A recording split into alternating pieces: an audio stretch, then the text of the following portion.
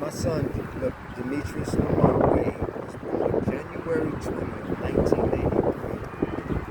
He was born in Cleveland Metro Health, and he was brought home to the Cuyahoga Metropolitan Housing Authority Lakeview Terrace Estates. Lakeview Terrace, along with Old Cedar, were the first built public housing sites in the United States of America. The Cuyahoga Metropolitan Housing Authority is the first authorized public housing authority in the United States, and all of the public housing that were built across the nation were modeled after Ernest Bow, who is considered the father of public housing.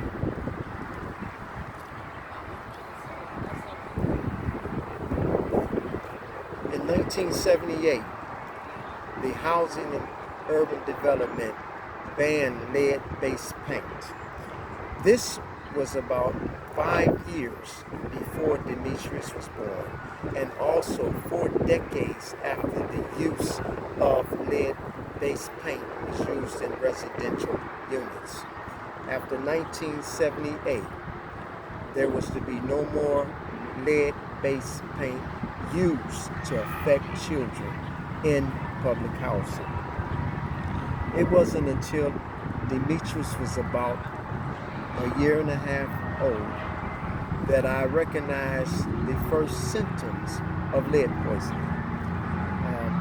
Demetrius was at his grandmother's house, and at that time, the first episode in lead, he took the chair at his grandmother's house and he shook it very violently, and then he smacked his grandmother's keys and her cigarettes off of the table. This alarmed me, but I didn't know what it was, because at that time there was little information that would give us to know what type of character and what type of behavioral symptoms there were in a child.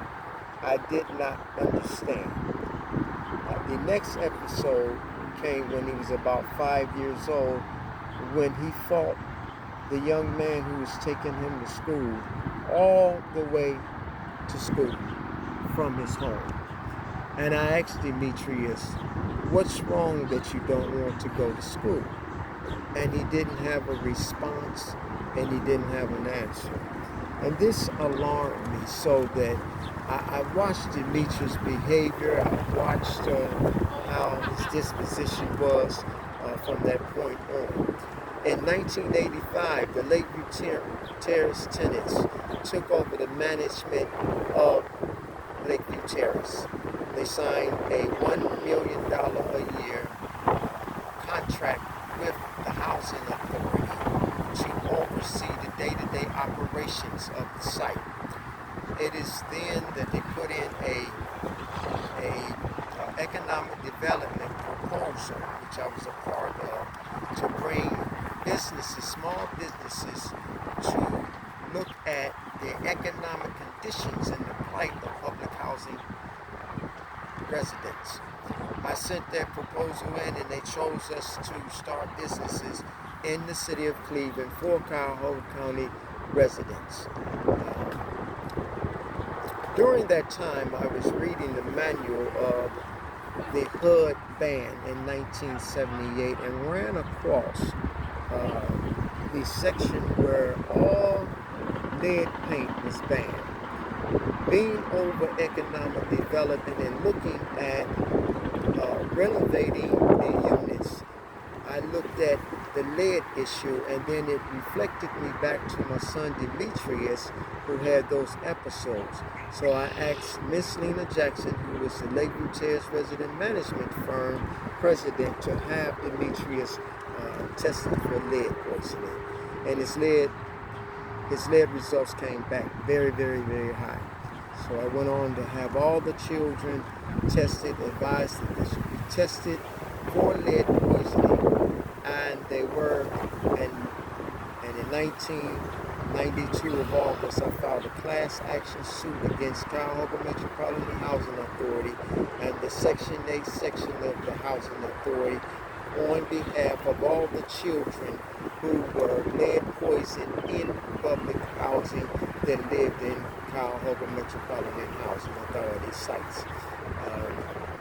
Eventually, that because of the political pressure, I dropped the lead suit, but there was never anything done, even until this day, just smoking Band-Aids to clean up the lead. Children today are continue to be affected by lead in 2020.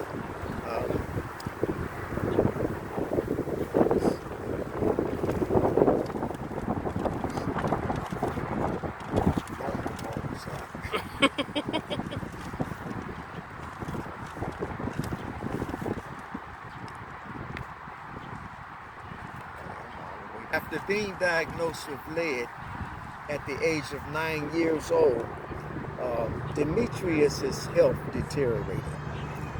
At the age of 12 years old, Demetrius was diagnosed as a juvenile diabetic. At the age of 14 years old, there were liver and kidney problems. At the age of 17 years old, he was diagnosed with an enlarged heart. At the age of 20, he had problems with his breathing and his esophagus. And the chronic illnesses that came about with Demetrius, they just continued. And we looked at the comprehensive monitoring and the medical evaluations that by this time it is around and or about 2010, there was nothing done for the residents of CMHA, the children. It wasn't until an article in the Plain Dealer, The Weight of Lead, that we understood the effects that lead caused on children who were diagnosed with lead poisoning.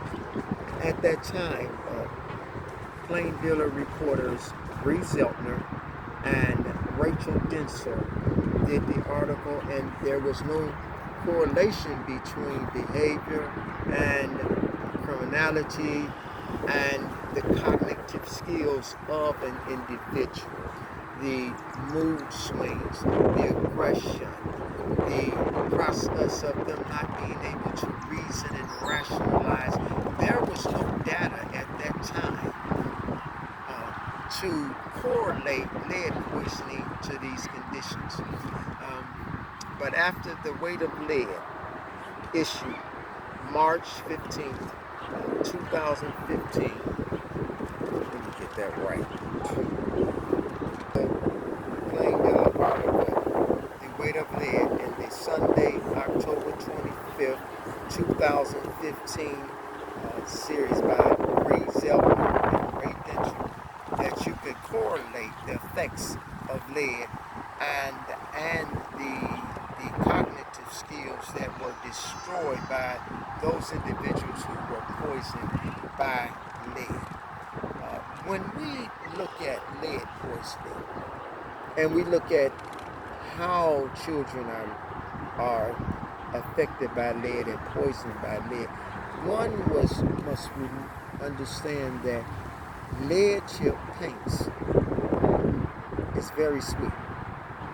And if the children are playing in the yard, if they're playing in the grass, if they're playing on the porch where there is peeling paint, and they start to play like they're in the kitchen cooking, and they pick up the lead paper chips on the porch, then they will eat them and continue to eat them as if they were a real meal, because the lead chip paints is very, very sweet.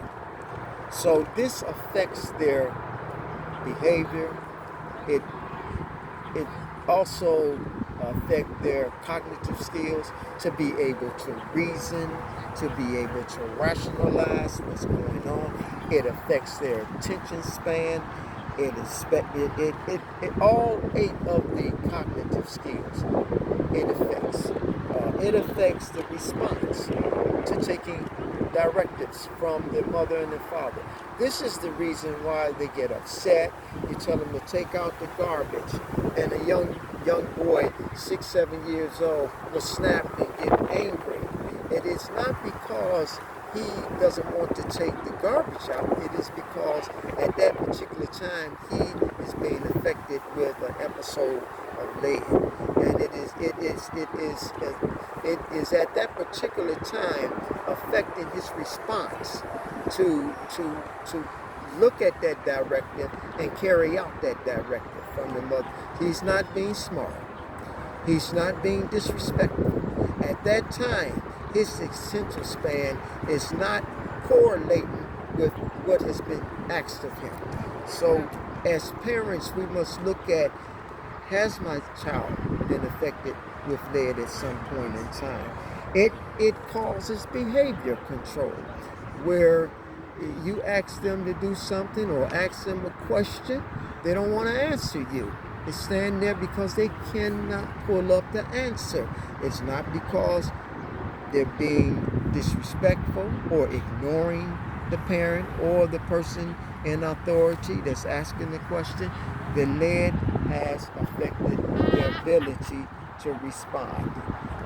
Also, just to recognize in sequence the pattern of 1, 2, 3, what you should do in sequence.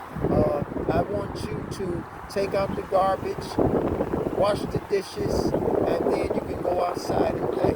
Well, his mind is saying, I'm not going to take out the garbage. I'm not going to wash the dishes. I'm going outside and play.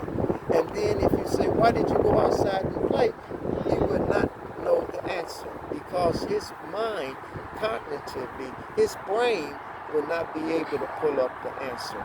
So as parents and as those who know the effects of lead, we must educate our children. We must understand the symptoms and recognize those symptoms. When Demetrius shook the chair and violently shook the chair and shook his head, I didn't understand. A young boy that angry, 18 months old, in Pampers, being that angry, and when you say something to him, his grandmother saying, look at him and how angry he is, and he reaches up and smacks the cigarettes and the keys off the table. Those are signs of lead poisoning. When you see aggressive behavior, those are signs of lead poisoning. We have a whole host of children that were cut off. In 1990, when Demetrius was tested, the cutoff age for getting lead tested was 10 years old. There are many, many young men in their 30s and late 30s and early 40s that were never tested for lead. And they're part of that, we believe, that criminal element that is the pipeline into the penitentiaries that are causing the crime. They cannot reason. They cannot come up with a rational answer as to their behavior. They just act out of impulse, and that is because their brains have been affected. It is not their fault. And I think that we as a group and the politicians and also the lawmakers must look at justice reform in that thing as to why African Americans are so apt to be aggressive, and at the same time their apprehension of them taking orders from authority figures. This is the lead problem. There is, I say again, a generation of children that were never tested. And I think that should go to the justice reform. Get all of the children. If there was someone in their family, a sibling, that was tested for lead, and they were over the age of 10, then they should get tested. And I don't care if they're 30 or 35, 40, they need to be evaluated for being tested with lead and poisoned with lead.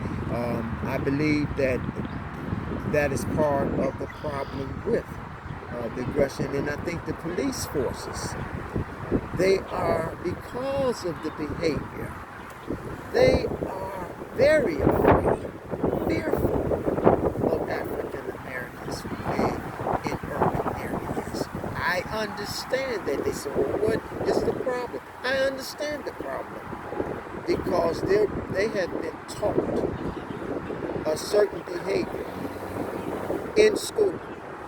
They have lived in an environment that is not aggressive, and to come into a environment that is very aggressive, that is a fearful task for them. So I understand that from the point of looking at the justice reform and how is it that we are to deal with reforming the justice system and looking at the people who are incarcerated and their behavior.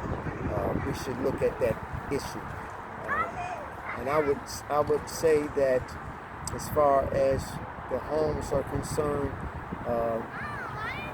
one can clean their porches. I would recommend that they clean their walkways, the entrances of dust, of dirt that can contain lead that can affect the children. Don't allow the children to crawl around on bare floors. Don't let them pick up anything off the floor to eat. Just little small things that you can do. Clean your. I would recommend that all parents clean their walkways and their floors with trisodium phosphate or spick and span, and make sure that the dust levels are contained. And from there, we'll work on the problem and continue to look at solutions and try to do whatever we can to rid the society of lead.